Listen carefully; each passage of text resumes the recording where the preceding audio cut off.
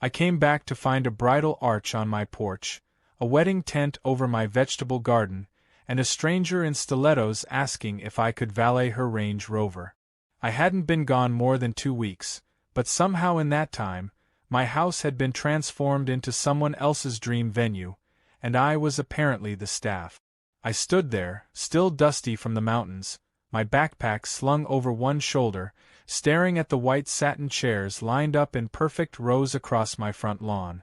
There were candles hanging from the trees, a bar being constructed on my back patio, and a man in a headset barking orders about ice sculptures and sound check. Before I could even speak, a woman in a pristine white pantsuit strutted over, barely glancing at me as she shoved a clipboard into my hands and told me to move the porta-potties behind the gazebo. That was the moment I realized someone had planned an entire wedding at my house, without even asking me. I blinked, unsure if I was hallucinating or if I'd accidentally walked onto a movie set. But no cameras were rolling, and the wedding coordinator definitely wasn't an actor. She waved someone over to adjust the floral garland above my front door, then turned to me again and snapped her fingers like I was an assistant. I asked her who she was. She looked mildly offended and introduced herself as Karen, not the kind of Karen you joke about, but the kind that actually turns your home into a venue while you're gone. She informed me that she was the bride's mother, and the bride had chosen this estate for its rustic charm. I told her, calmly, that I lived here. Her smile froze. She tilted her head like I had just said something absurd and replied, "Well, it was empty, wasn't it?" I told her I had just taken a 2-week break to go hiking and left the place locked, but apparently, someone had either picked the locks or somehow convinced a locksmith to open the place. Karen shrugged it off like it was no big deal, then claimed she had secured permission from the neighborhood association. I asked which one, because I wasn't part of any HOA. That's when she waved her hand dismissively and said, "Oh, details." My blood pressure surged. I walked inside to find the furniture rearranged, my rugs rolled up in a corner, and a huge flower arrangement where my coffee table used to be. My cat was in the garage, hissing behind a baby gate. My kitchen counters had been covered with catering equipment, and a stranger in an apron was chopping cucumbers like he owned the place. I walked back outside to find Karen giving a tour to what looked like the groom's family. They were snapping selfies with my century-old oak tree like it was some romantic backdrop from a wedding magazine. Karen caught sight of me again and marched over, this time a little more serious. She pulled me aside and said, "Look, I don't want any trouble. The wedding's in 3 days. The guests are already flying in. The vendors are paid. Couldn't I just go stay with a friend for a bit?" I asked if she'd lost her mind. She said, "It's just 1 day. You can come back after the honeymoon." I was so stunned by the audacity, I couldn't even respond for a moment. That's when I noticed the printed invitations on a stack near the entrance. They read, in swirling gold script, "Karen and Brett's fairytale wedding at the Lakeside Estate. My home, rebranded like a rental property." I asked Karen how she even got inside. She said the real estate agent had a key, and the house looked abandoned. The real estate agent in question was a friend of hers who had shown the place last year, and clearly she had kept a copy. So Karen, without any legal agreement or rental contract, had just decided to help herself. I called the police, thinking surely this would be handled immediately. But when the officer arrived, Karen stepped into a character I'd never seen before. She started crying, claiming I was a squatter who returned to cause chaos. She showed him the invitation, said she had verbal agreements, and insisted everything was legal. The officer looked baffled. He asked me if I had proof I lived here. I showed him my ID, mail, property deed. Karen countered that I had abandoned the property and she had been maintaining it. When he asked her why she hadn't signed a lease or paid any rent, she said, "Oh, we had a handshake deal." My jaw dropped. The officer said this was a civil matter and walked away. I stood there, watching the trespassers continue to set up tents, string lights, and stack gift bags by my door. That's when I knew I was on my own. And I wasn't going to win this by yelling or getting into screaming matches. Karen was clearly skilled at manipulation and public sympathy. So I smiled. I stepped back, nodded, and told her I'd consider her request to leave for a few days. She looked triumphant. She told me I could come to the reception if I promised not to make a scene. I told her I wouldn't miss it for the world. What she didn't know was that while she'd been illegally turning my home into a wedding fantasy, I'd spent the last few months trying to get approval for a major home renovation. That approval had just come through while I was on my trip. In fact, the permits had been signed off the day before I returned. And one of those permits involved testing the soil for structural integrity, which meant I was fully authorized to bring in a demolition crew to dig up the front yard at any time. I spent that night planning. Not plotting revenge out of spite, but preparing justice with a little poetic timing. If Karen wanted a fairy tale wedding at my house, she'd get one. She just hadn't asked which chapter it would end on. By sunrise the next morning, I was sitting on my porch steps with a cup of black coffee in one hand and a notepad in the other, watching Karen's floral team unload crates of orchids from a refrigerated van. It was like watching a crime scene unfold in slow motion. Every balloon they tied, every streamer they hung, every tablecloth that fluttered in the breeze felt like a slap in the face. My home wasn't just being invaded. It was being dressed up for a show that had nothing to do with me. But instead of storming in to throw them all out, I focused on the one thing Karen had clearly underestimated: my patience. I didn't need to scream. I just needed to be methodical. She had a countdown to her wedding. I had a countdown to something else entirely. My first call was to city zoning. I explained I'd recently obtained permits for structural testing and partial demolition to assess foundation weaknesses and potential additions. The woman on the line confirmed everything was approved and active. She even congratulated me for following all the legal steps so carefully. I smiled and asked when the soonest scheduled inspection could occur. She checked her files and said the earliest available date was in 3 days. Same day as Karen's wedding. I told her that would be perfect. I asked if it would be a problem that the yard might be full of people that day. She said as long as I had legal access and the work zone was marked properly, everything would be by the book. That's all I needed to hear. I hung up and walked through the property quietly, taking note of everything Karen's people had moved, installed, or tampered with. She'd brought in propane heaters, standing chandeliers, a rented dance floor over the lawn, and even a portable stage for speeches. There were wires running through my garden beds and outdoor outlets being overdrawn by industrial-grade audio gear. I took pictures of everything. Then I walked inside and opened my laptop. I started digging through public records, checking for any paperwork Karen might have tried to file behind my back. Nothing. Not a single permit, lease, or signed contract tied her name to this address. But what I did find was much more interesting. Karen wasn't just a nosy neighbor or a pushy party planner. She was the acting president of the HOA in the subdivision next to mine. That HOA had a reputation online. A string of one-star reviews and community forum threads painted a clear picture. Karen was infamous for overstepping her authority, bullying residents, and bending rules for her own benefit. There were stories of her demanding backyard repainting without cause, fining families for sidewalk chalk, and once trying to claim a neighbor's shed was HOA property because the roofline crossed a boundary fence. I screenshotted everything. Then I looked up the registry for local event permit. Karen had applied to host weddings before. I found 2 in the past year. Both hosted at other people's homes. One was on the edge of a vineyard. The other? At a private horse ranch that mysteriously withdrew its complaint midway through a public dispute.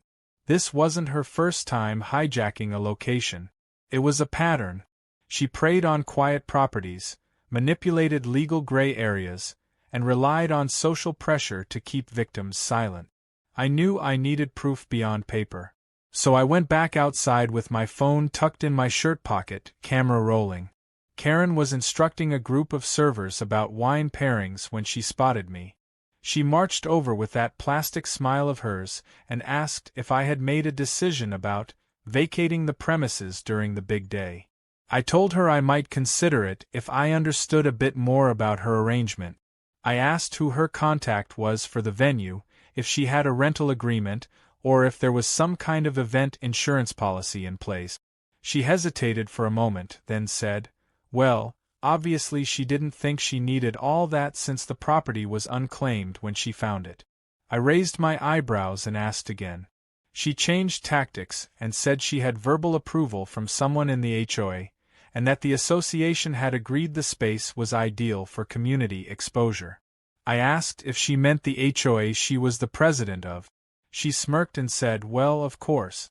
I thanked her and walked away, making sure the whole exchange was recorded. It wasn't just her arrogance that stunned me. It was the way she carried herself like nothing could touch her. She truly believed she was untouchable. Later that day, while she was off somewhere getting her nails done for the big weekend, I visited the local hardware store. I bought yellow caution tape, several sturdy stakes, and a dozen official-looking hard hats. The owner, who had seen me come in a few times over the years, asked what I was working on. I told him I had a surprise construction event happening soon. He laughed and said he hoped it wasn't happening near any wedding tent. I smiled and told him I'd keep the noise down. As I paid, I noticed a guy behind me buying industrial cables and lighting rig. He looked familiar. Then it clicked. He was one of Karen's wedding contractors. I struck up a light conversation and learned he'd been paid in full up front and that Karen had sent out hundreds of physical invites. She was expecting a full crowd. Out-of-town guests, catered dinner, live music, even a fireworks drone display. I returned home and emailed a demolition crew I'd worked with before during a remodel project. They were reliable, didn't ask too many questions, and had flexible scheduling. I explained the situation simply: soil testing, structural vibration measurements, maybe some exploratory digging. I sent over my permits, and they confirmed they were available. I booked them for the exact time of the wedding ceremony. I also asked them to bring cones, hazard signs, and a small backhoe just to make the scene more impressive. As far as the city would be concerned, I was doing due diligence on my own land. As far as the guests were concerned, it was going to be chaos. That night I stood in the yard, the air filled with the sickly sweet scent of overwatered roses, and imagined the look on Karen's face when the engines started. She'd thought I was just a minor obstacle in her fantasy. A background prop. A problem to dismiss. What she didn't understand was that she hadn't just chosen the wrong house. She'd chosen the wrong homeowner. And while she toasted to her own delusions, I was preparing the toast she'd never forget. The next morning, the first thing I noticed was that someone had left a stack of glossy wedding programs on my porch swing. My name was nowhere in them, but my home was described as the historic venue for a once-in-a-lifetime love story between Karen's daughter and a man named Brett. The back page had a message from Karen herself thanking the community for supporting this magical event. It would have been laughable if it hadn't been so enraging. She had taken complete ownership of my home in print, pretending as if it were some public garden generously donated to her by the universe. I flipped through the program again and again, searching for even a single sign of hesitation, a disclaimer, anything, but it was pure delusion from start to finish. That's when I knew I had to up the ante. I spent the afternoon creating a new set of invitations. Mine were simpler, less romantic, and printed in black and yellow. They read, Caution Zone Event, 1 day only. Soil vibration testing and structural survey in progress. Authorized personnel only.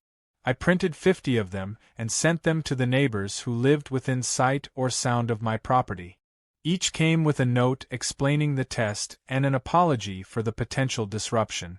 I didn't mention Karen, the wedding, or anything emotional. Just facts. The next part was more fun.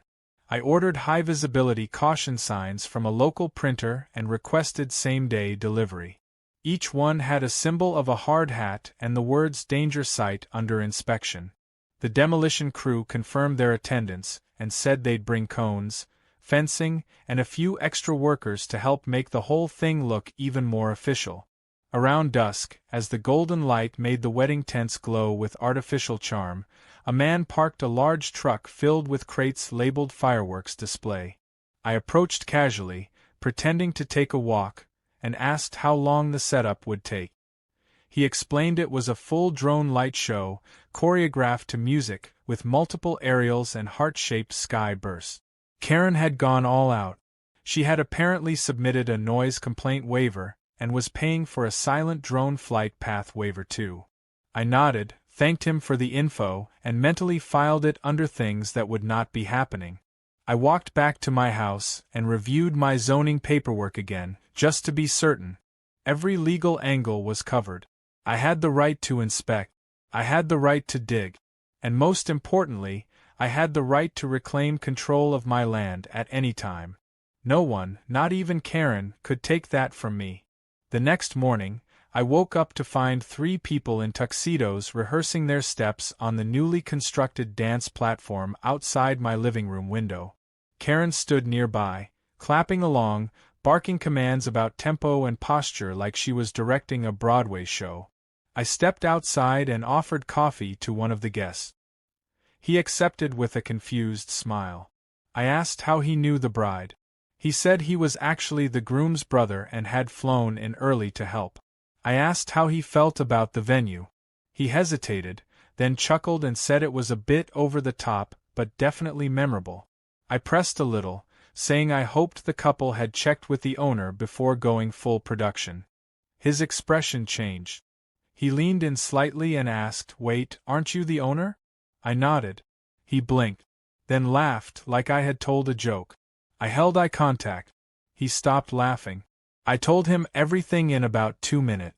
From my return to the permits to the demolition crew arriving on the day of the ceremony. He stared at me with wide eyes, then looked over at his brother in the distance. He shook his head and said this was exactly the kind of stunt Karen would pull. Apparently, this wasn't her first time using people like stepping stones to get what she wanted. That evening, I received a text from an unknown number. It was Brett's brother.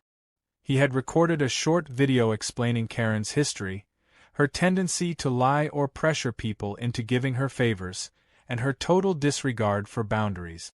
He gave me full permission to use it however I needed. I saved the file to multiple locations, including a USB I tucked into the lining of my jacket, just in case. Meanwhile, Karen was growing suspicious. She stopped me in the driveway and asked if there was going to be any construction noise during the ceremony. I smiled and said yes. She laughed nervously and asked if I was joking. I told her I'd already notified the city and nearby residents. It was all scheduled. Her face went pale. She asked if I could reschedule. I said I could, but I wouldn't. She said she had out-of-town guests and a wedding that cost tens of thousands of dollars. I nodded and said that sounded expensive. Then I walked away.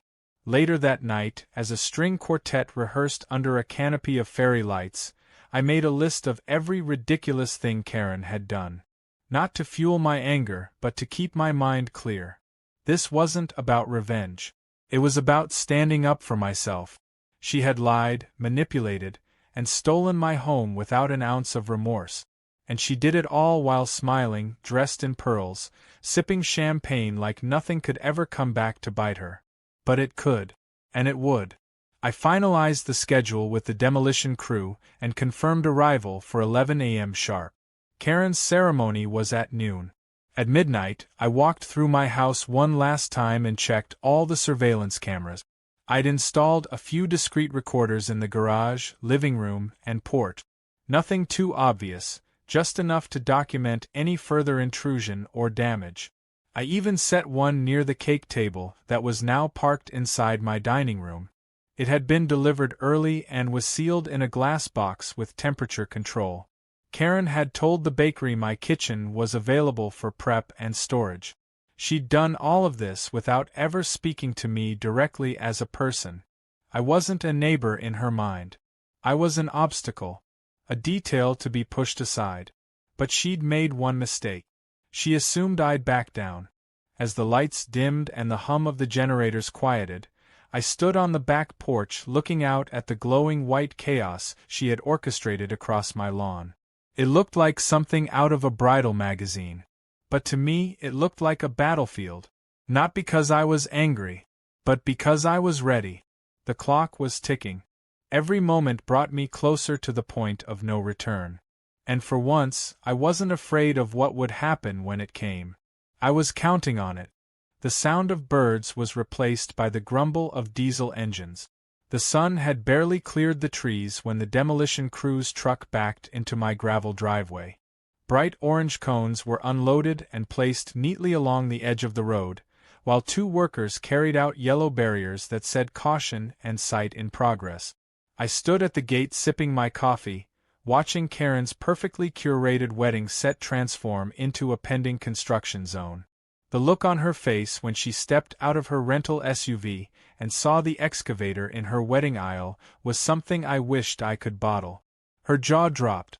Her heels clicked fast across the pavement as she stormed toward me like a general ready for war. I didn't flinch. She stopped 3 feet from me and demanded to know what was going on. I calmly told her we were beginning the soil testing and structural vibration inspection, all city-authorized and legally permitted. She said I was being unreasonable and accused me of doing it on purpose to sabotage her daughter's wedding. I nodded slightly and said I was very glad she acknowledged this was my property. That quieted her for exactly 3 seconds before she launched into a tirade about how she had guests arriving within the hour and a ceremony scheduled for noon. I shrugged and said that city paperwork didn't bend for personal events, especially ones booked without the owner's consent. She snapped that this would ruin everything. I told her kindly that she should have thought of that before moving into my house. The crew got to work. The backhoe began digging shallow trenches along the edge of the lawn where her chair Rose had been laid out. Dust floated through the air, settling on the crisp white linens and carefully arranged floral centerpieces. A worker with a clipboard walked through the tent marking measurements and planting red flags that read test zone. Karen kept trying to redirect him, insisting he move to the back, away from the guest. He ignored her. One of the workers handed me a clipboard and asked if I'd like to see the impact schedule. I smiled and said yes, in full view of Karen. She walked away, mumbling something about calling the city inspector, which of course would get her nowhere because the inspector was already in the loop. Guests began to arrive. Confused-looking relatives in suits and pastel dresses wandered up the driveway only to be greeted by a cacophony of construction sounds and the sharp beep of a reversing truck. Some tried to step around the cones, but a crew member politely redirected them to the side walkway. A few guests asked me if there had been a mix-up. I just told them there had been no mix-up at all. Karen's daughter, the bride, finally arrived around 10:30. Her hair was done up in an elaborate bun, and she wore a silk robe with bride embroidered on the back. She didn't say anything at first. She just stood there in the driveway, staring at the heavy machinery that had replaced her wedding aisle. When she finally looked at me, her expression was more confused than angry. I realized then she had no idea what her mother had done. She was a passenger on the SS Entitlement, captained by Karen herself. I didn't say anything cruel. I just handed her a folder with the zoning permits and a printed copy of the letter Karen had signed when she falsely claimed temporary occupancy for event purposes. It was a fake lease agreement Karen had drawn up and tried to pass off to a vendor. I had found it buried in a stack of wedding binders in my living room. The bride opened the folder and read through it slowly. Her mouth tightened. She didn't say thank you. She didn't say sorry. She just turned around and walked back toward the bridal tent. A few minutes later, raised voices echoed from inside. Karen yelling. The bride shouting back. Someone knocked over a champagne flute. A guest tripped on a power cable and nearly fell into the wedding cake, which had been moved outside in a panic to keep it away from the vibrations shaking the dining room chandelier. By 11:45, half the guests had left. The quartet had stopped playing. The officiant was pacing near the edge of the garden trying to reach someone on the phone. Karen was red-faced and breathless, barking at the camera crew to stop filming. But they didn't. They kept recording because, to them, this was now a spectacle. This wasn't just a wedding. It was a train wreck. And they had front row seats. That was when Karen made the mistake of trying to shut the whole thing down by confronting the demolition supervisor. She stormed up to the man and demanded he stop all activity immediately. He calmly handed her a printed copy of the inspection order signed by the city. She ripped it in half and shouted that she would sue. The man shrugged and radioed another operator to continue the trenching. Karen looked around like she was searching for someone to blame, someone to make this stop. Her eyes landed on me. She walked up to me again, this time quieter, more desperate. She said there were hundreds of people coming, a caterer waiting, and thousands of dollars tied up in non-refundable deposit. She said this would humiliate her daughter. She even teared up a little, voice trembling. I nodded and said I understood how difficult this must be. Then I said one simple thing. You never asked me. She opened her mouth to argue, then closed it. She had no defense. She had steamrolled her way into someone else's life and expected to be congratulated for it. And now the consequences had arrived. On schedule. With safety vests and steel-toed boot. At exactly noon, just as the string lights were supposed to turn on and the bride was meant to walk down the aisle, the backhoe bucket dropped into the ground with a thunderous thud. Dust exploded across the seating rows. Someone screamed. Karen shrieked. Guests scattered.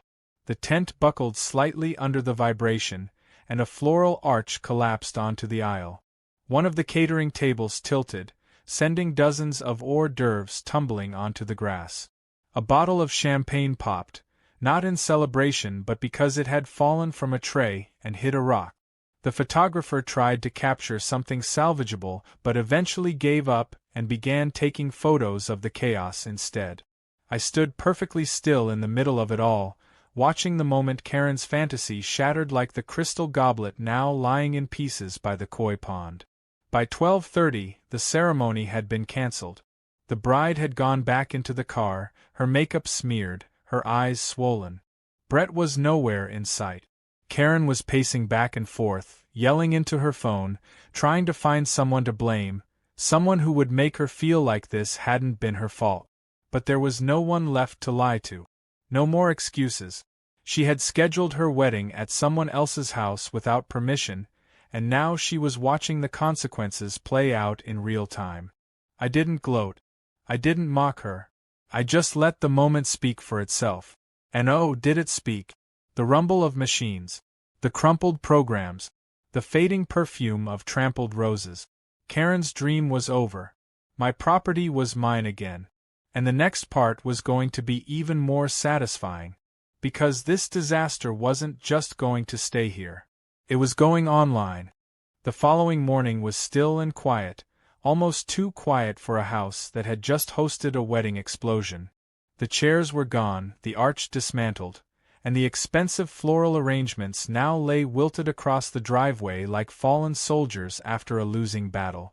The once grand event space had become a post-storm wasteland of forgotten decorations, cracked wine glasses, and empty champagne bottles. I stepped outside and breathed in the sharp scent of disturbed soil mixed with the lingering sweetness of smashed peonies. For the first time in days, my house looked like mine again. But the real shock came when my phone buzzed. A video had started going viral overnight. Someone from the wedding, a guest maybe, or one of the vendors, had uploaded a compilation of the entire fiasco, complete with slow-motion shots of the collapsing arch, Karen screaming into a walkie-talkie, and guests slipping in the mud as the demolition crew worked in the background. The title read Wedding Crumbles after entitled Mother Hijacks Stranger's House. And just like that, Karen's actions had entered the internet hall of shame. Within a few hours, my inbox exploded. Reporters from small media outlets wanted to know more. Bloggers asked if I would give an exclusive. A podcast host offered to interview me about HOA abuse and property rights. Even a documentary team that focused on neighborhood disputes sent over a preliminary contract. It was overwhelming, and I ignored most of it, except one message from a local journalist who had done an exposé on HOA overreach. She offered to fact-check everything and verify legal details before publishing. That I agreed to. I sent her the footage, the emails, the zoning documents, and the fake agreement Karen had used. She called me 20 minutes later and said it was one of the most audacious scams she had ever seen. As the story began to spread, I received a letter. Hand-delivered, with crisp ivory paper and an embossed logo on the envelope. Inside was a formal notice from Karen's attorney. She was threatening to sue for emotional distress, defamation, and sabotage of a private event.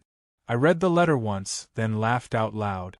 Not out of disrespect, but because it was the most Karen move imaginable. Cause chaos, play the victim, and then weaponize paperwork to reclaim the upper hand. I forwarded the letter to my own attorney, who had been looped in the moment Karen began her trespassing circus. He read it, chuckled, and told me I had nothing to worry about. She had no legal footing. If anything, I had grounds to press charges for trespassing, damage, and unauthorized use of my residence. He suggested I wait. Sometimes, people like Karen bury themselves without help. And he was right. Less than a week later, news broke that Karen was facing her own legal trouble. It turned out several vendors had reported her for fraudulent contract. One of them had tried to collect the remaining balance only to discover the credit card used was tied to a defunct HOA discretionary fund. Another vendor had been misled into believing the property was a commercial venue and was now filing a complaint with the state. The HOA she chaired issued a public statement saying they were not aware of her use of association resources for personal events and were beginning an internal review. Translation: she was being ousted. Karen, who had strutted across my yard as if she owned it all, was now watching her social power erode from every direction. But the most unexpected thing arrived a few days later. An email from Brett. Just a few lines, short and direct. He said he wanted to apologize for everything, that he had no idea how deep the deception had gone. He admitted Karen had promised him the property was legitimately secured and that he'd been caught between her and her daughter's wishes. The email ended with a thank you. He said I'd probably saved him from a marriage built on control and illusion. Attached was a copy of a legal document, an annulment agreement. Apparently, after the disastrous wedding, Brett had taken a long walk, disappeared for 3 days, and returned with lawyers.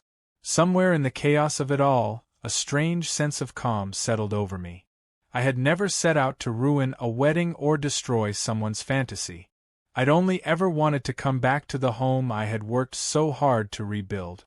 And yet here I was, the center of an internet sensation, a local legal case, and someone else's life imploding under the weight of their own entitlement. And the best part? I never raised my voice. I never made threats.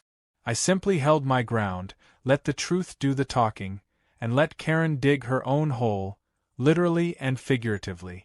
The final cherry on top came when a film student messaged me asking permission to use the footage in a short documentary about property rights and neighbor dispute. I agreed, on one condition, that she include the full timeline of events and not twist it into a comedy. She promised to keep it factual and thanked me for exposing how quickly entitlement could escalate when boundaries are ignored. A few days later, a large manila envelope showed up in my mailbox. It was from the city zoning board. Inside was a thank you note for being cooperative during the inspection and a certificate of compliance for all permit. I'd passed every test. No violations. No fines, and no trace of the so-called wedding venue left in the city's eyes. The remaining furniture rentals were picked up quietly, with no fanfare. A few neighbors stopped by to thank me for standing up to Karen, admitting they had long felt bullied by her but never had the courage to confront her. One older couple even brought me a lemon pie and a card that said we always knew something was off about her. As strange as it sounds, those small moments felt more rewarding than any legal win. It meant the story hadn't just gone viral. It had inspired real people to set boundaries in their own lives. I spent the evening in my backyard, the sun low in the sky, casting golden light across the newly cleared lawn. No tent, no strangers. Just my hammock, my cat purring beside me, and the faint sound of cicadas in the trees. The quiet was so complete it felt like the land itself was finally exhaling. I reached for my phone and re-watched a snippet of the viral video. The part where Karen's screams stopped the construction while a bulldozer rumbled past her veil rack. I paused it on her face, not out of spite, but as a reminder. A symbol of what happens when people confuse audacity with authority. And what happens when someone finally says no. 2 weeks passed and the dust had finally settled, both literally and figuratively. My yard had recovered from the tire tracks and shovel cuts, the grass beginning to grow back like it was reclaiming itself the way I had. The neighborhood was quiet again, though every so often, I'd spot someone slowing down as they drove past my property. Some were curious strangers who had seen the viral video. Others were neighbors with new respect in their eyes, people who used to wave politely but now lingered with a hint of admiration. I didn't crave attention, but I couldn't deny the satisfaction of knowing that, for once, someone had stood up to the kind of behavior everyone usually tiptoed around. Entitlement had finally met its match, and this time, it didn't win. That morning, a letter arrived by courier. It was thick and stiff, like it had something formal inside. I opened it slowly, expecting some final legal retaliation, but instead it was an apology letter from Karen. Or at least that was what it claimed to be. Her handwriting was elegant, her tone restrained. She acknowledged that things had gotten out of hand, that she might have overstepped, that she didn't intend for it to end the way it had. But it wasn't an apology. Not really. There was no ownership, no sincerity, just a passive string of phrases like regretful outcome and unfortunate misunderstanding. She ended it by suggesting we both move on and leave the matter behind us, as if we had just disagreed over fence height or garden gnomes. I folded the letter and slid it into a plastic frame. I hung it in the guest bathroom next to the photo of the backhoe crashing Karen's aisle. It felt like poetic justice, her half-hearted apology immortalized alongside the exact moment she lost control of her own narrative. I never responded to the letter. Some people don't deserve the closure they think they're entitled to, especially when they only offer apologies to save face, not to make things right. As the weeks rolled by, I learned that Karen had officially been removed from the HOA board. The announcement came in the form of a bland email sent to association members stating she had chosen to step down for personal reasons. A neighbor forwarded it to me with a string of laughing emojis. Word around town was that she tried to pivot the story in her favor, blaming a tech glitch, a miscommunication, even hinting that I had staged the whole thing for internet fame. But the footage was too clear, the evidence too public. There was no twisting the truth. People had seen it with their own eyes. Her daughter had gone silent. Brett had reportedly moved back in with his brother temporarily. And Karen's spotless reputation as a social orchestrator had been permanently stained. The community now whispered her name with discomfort, not reverence. One afternoon, as I walked down the gravel path toward the lake, I noticed something strange in the mailbox. A pale blue envelope with no return address. Inside was a wedding invitation, but this time it wasn't from Karen. It was from a neighbor I barely knew, an older woman named May who lived 4 houses down. She was renewing her vows after 50 years of marriage and wanted to ask, formally and respectfully, if she could host the small garden ceremony on my lawn. She offered to pay, bring her own chairs, and hire a professional cleanup crew. I smiled at the thought. What a difference it made, being asked instead of assumed. I met with May that evening and we walked the space together. She was kind, gentle, full of appreciation. She told me how she and her husband used to walk past my place every week and admire how peaceful it looked. Her request wasn't grand, just heartfelt. And because of that, I said yes. On the day of their celebration, I watched from the porch as a handful of family members gathered under a modest trellis draped in silk ribbon. No tents, no DJ, no firework. Just vows spoken with shaky voices and hands held like they were still 20. The ceremony lasted 20 minutes. They took photos by the old oak tree. And afterward, every single guest came up to thank me. It reminded me that not all events need to be battles. That some people still understood what respect looked like. Later that week, I finally decided to accept one of the documentary offers. A small, independent filmmaker wanted to create a series on modern entitlement, exploring how power is abused under the guise of community leadership. I agreed on the condition that the story be told in full. No cuts, no spin, no dramatization beyond what had already happened. We filmed for 2 days. I walked them through the events, the timeline, the paperwork. I showed them the apology letter. We even reenacted a few of the moments for clarity, though I didn't need to exaggerate. The truth had already been outrageous enough. When the episode aired online, the reaction was immediate. Messages poured in. People shared their own stories of HOA nightmares, of property being used without permission, of standing up to bullies and finally being heard. It wasn't just about Karen anymore. It was about every silent battle people had fought behind white picket fences. And for once, they saw someone win. Months passed. The season changed. Spring returned with brighter skies and warmer soil. I began renovating the back garden, planting new flowers where the cake tent had once stood. The scars from the wedding had healed, leaving only the lessons behind. I installed a new gate, a coded lock, and a few more cameras. Not out of fear, but for peace of mind. I even painted a new sign near the entrance that simply said welcome by invitation only. A quiet boundary, polite and clear. Then one morning, as I was trimming hedges by the driveway, a moving truck pulled up next door. A new couple stepped out, waving. I waved back. Later that day, they came by with a plate of cookies and a genuine introduction.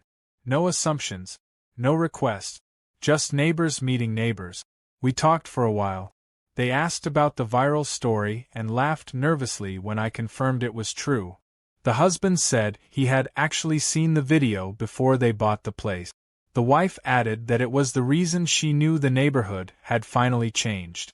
I smiled, realizing how strange it was that something so ridiculous could end up doing something good. As evening settled and the breeze picked up, I poured a cup of tea and sat on the porch swing, watching the light filter through the trees. The house was quiet, the land still. My cat curled beside me, purring softly. Somewhere in the distance, a wind chime clinked against the railing. The chaos had ended. The silence, once stolen, had been returned. And in the stillness, I felt something I hadn't in a long time. Not victory. Not triumph. Just peace. The kind that comes when you know you stood your ground, told the truth, and let justice speak for itself.